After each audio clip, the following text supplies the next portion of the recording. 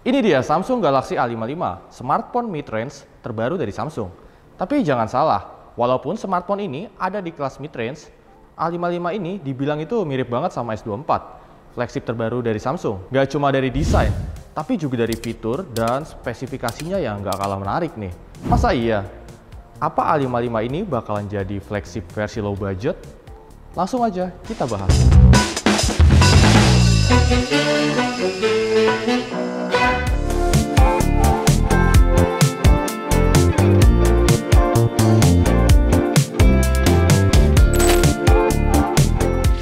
Kalau kita lihat sekilas emang mirip banget sih sama Samsung S24. Tapi sebenarnya untuk desainnya sendiri nggak jauh beda sama seri sebelumnya yang A54. Samsung A55 ini memiliki bentuk yang lebih kokoh dengan frame berbahan aluminium. Dan juga selain itu untuk bagian tombol di samping kanan ini agak lebih menonjol ya dibanding sisi lainnya yang flat. Samsung kasih nama untuk desain ini K-Island. Tujuannya sih untuk memberi kenyamanan untuk kita sebagai pengguna dalam menggenggam smartphone ini. Dan juga yang pastinya untuk memudahkan kita untuk menekan tombol-tombol yang tersedia. Menurut gue sih oke ya, cukup berfungsi, nggak ngeganjel juga. Cuma karena bagiannya ini ada yang terlalu flat, jadi agak tajam gitu ya, dan kurang enak kalau buat digenggam dalam waktu yang lama. Nah, untuk saran dari gue sendiri, kalian bisa beli cover atau case untuk menutupi bentuknya yang terlalu lancip ini. By the way, bagian back covernya udah pakai Gorilla Glass. Jadi standar perlindungannya lebih aman banget nih terhadap kerusakan akibat handphone kalian terjatuh. Nah, kalau belakangnya udah pakai Gorilla Glass, pastinya bagian depannya juga nggak kalah dong untuk perlindungan layarnya. Ya bener banget, untuk layar depannya ini udah pakai Gorilla Glass Victus Plus. Jadi emang untuk durasibilitas layar dan bodinya ini emang nggak kaleng-kaleng ya. Peningkatannya pun cukup besar dari seri-seri yang sebelumnya. Tapi sepengetahuan gue sih untuk warga Wakanda ini, walaupun untuk layarnya udah dilengkapi dengan Gorilla Glass, apalagi Victus Plus, tapi tetap aja kurang untuk warga Wakanda ini, dimana mereka bakalan ngasih tambahan perlindungan layar nih pakai anti gores. Lanjut ke bagian layar, untuk ukurannya sendiri sebesar 6,6 inci dengan dimensi panjangnya itu sekitar 77,4 mm, dan untuk tingginya sendiri itu sekitar 161,1 mm, dan untuk ketebalannya sendiri sekitar 8,2 mm. Untuk bobotnya ini sekitar 213 gram. Sayangnya, bezel Samsung A55 ini masih terbilang cukup tebal di saat para pesaingnya sendiri sudah menerapkan smartphone tanpa bezel. Tapi sebenarnya balik lagi ke selera masing-masing ya guys, kalau untuk soal desain. Sementara untuk layar sendiri sudah menggunakan teknologi Super AMOLED dengan resolusi layar 1080 x 2340 atau Full HD, serta memiliki refresh rate hingga 120 Hz dan kecerahan layar hingga 1000 nits. Layarnya ini juga udah didukung oleh Vision Booster untuk meningkatkan kecerahan layar di bawah terik sinar matahari. Sementara pada malam hari, layar yang sudah SGSI Certified ini akan mengurangi emisi blue light yang membuat mata dapat tetap nyaman menikmati konten hiburan pada saat malam hari. Oke, kita lanjut ke bagian kamera. Untuk kameranya sendiri nggak ada perubahan dari seri-seri sebelumnya. Lensa utamanya 50 megapiksel yang dibekali dengan Optical Image Stabilization OIS, kamera ultrawide 12 megapiksel, makro kamera 5 megapiksel, serta kamera depannya 32 megapiksel. Untuk fitur zoomnya sendiri maksimal hingga 10 kali, dan untuk perekaman video bisa sampai 4K. Tapi nggak hanya itu aja sih guys. Kamera Samsung A55 ini juga dilengkapi dengan fitur Nightography yang disempurnakan, dan ada juga AI Image Signal Processing (ISP) yang sangat canggih dan juga diklaim Samsung bisa menghasilkan gambar low light yang belum pernah ada sebelumnya pada seri-seri Galaxy A. Selain itu ada juga nih mode Night Portrait dan video HDR 12 bit yang bisa kita gunakan tanpa bergantung pada kondisi-kondisi pencahayaan. Dan yang paling menarik di sini menurut gua adalah fitur dual recording yang bisa merekam kamera depan dan juga belakang sekaligus. Langsung aja kita buktiin ya untuk hasil dari kamera Samsung A55 ini. Oke guys, ini adalah hasil dari kamera Samsung A55 dan ini adalah hasil dari kamera depannya. Untuk pencahayaannya sih udah maksimal banget ya, terlebih sekarang udah jam 17.00 dimana pencahayaan itu mulai redup banget. Nah, ini untuk kualitas dari kamera belakangnya. Bisa kita lihat ya.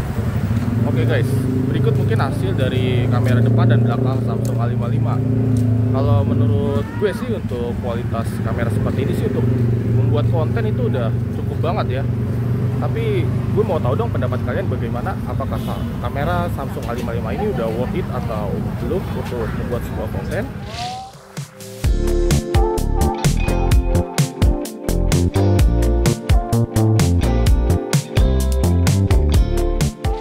Sekarang kita lanjut ke bagian prosesor. Walaupun resolusi smartphone ini sama dengan seri-seri sebelumnya, namun untuk seri A55 ini ada peningkatan ya menggunakan Exynos 1480. Jadi hasil dari kamera yang digunakan mungkin agak berbeda dengan Samsung A54.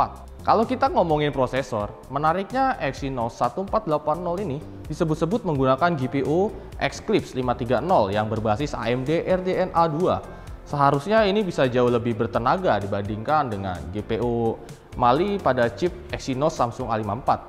Bahkan berpotensi menawarkan ray tracking dalam game. Gue bakal coba sih main beberapa game di HP ini.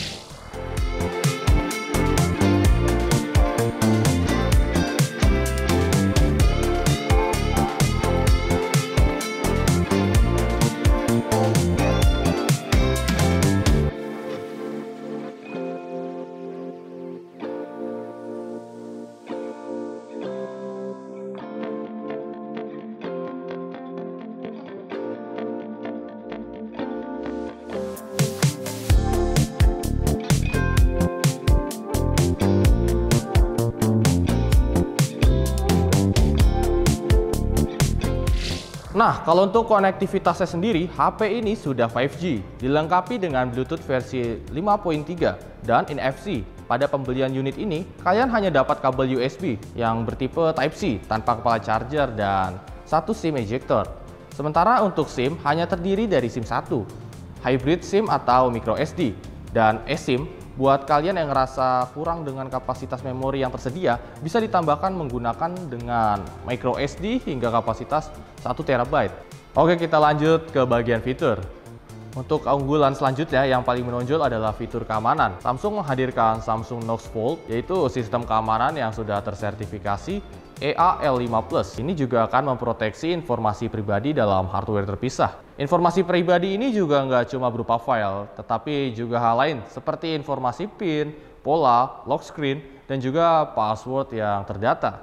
Untuk mendapatkan proteksi yang lebih baik, fitur Secure Folder juga bisa menjadi andalan agar data pribadi yang kalian simpan ini bisa tetap aman. Nah, dengan fitur Secure Folder, kalian juga bisa masukin file yang menurut kalian itu penting atau aplikasi-aplikasi yang menurut kalian itu juga penting. Selain fitur Secure Folder, Auto Blocker juga menjadi fitur yang dapat diandalkan untuk melakukan pemblokiran terhadap malware dan aplikasi yang berbahaya ke smartphone ini. Kalau kalian sering dapat panggilan masuk dari nomor spam, fitur Auto Blocker juga dapat melakukan analisis terhadap panggilan-panggilan tersebut dan melakukan pemblokiran pada nomornya jika terbukti menimbulkan spam.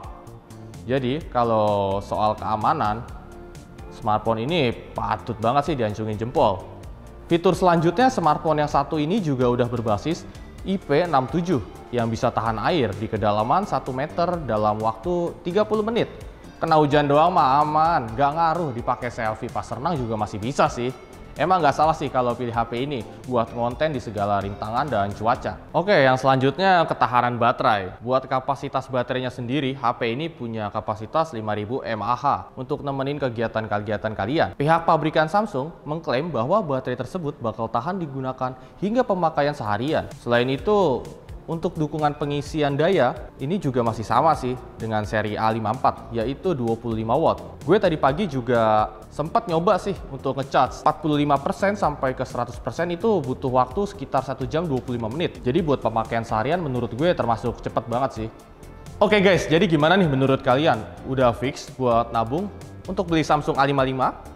Buat harganya sendiri sekitar 6 jutaan ya, dengan RAM 8 GB dan juga dengan dua pilihan kapasitas memori internal, yaitu 128 GB dan juga 256 GB. Menurut gue dengan harga segitu, worth it ya.